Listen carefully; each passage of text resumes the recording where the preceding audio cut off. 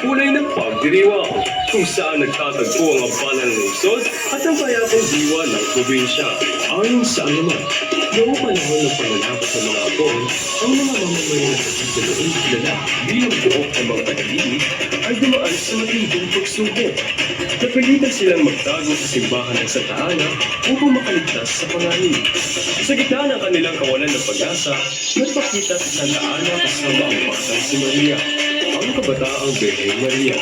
Ang biyayang ito ay nagligtas sa mga mamamayan ng Cavite. Taon-taon, muling binubuhay ng mga Tagigenyo ang alamat sa pamamagitan ng makukulay na parada.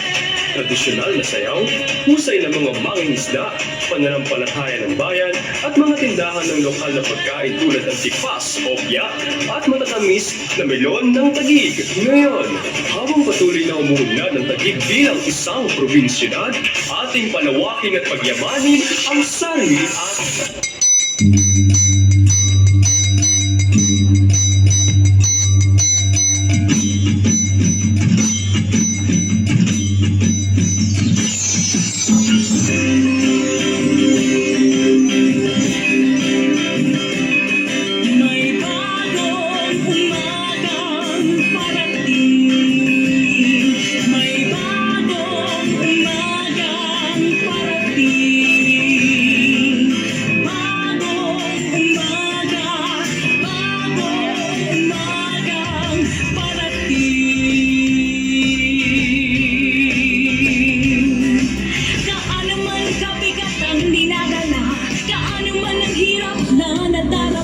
sa buhay mo, kaibigan ko.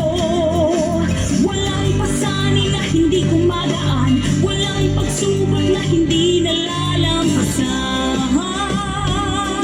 May bagong umagang parating, may bagong umagang parating, bagong umaga, bagong umagang parating. Halina kayo't gumising sa lubungin ng bagong silang. Halina kayo't tumulong lipulin ang dilim.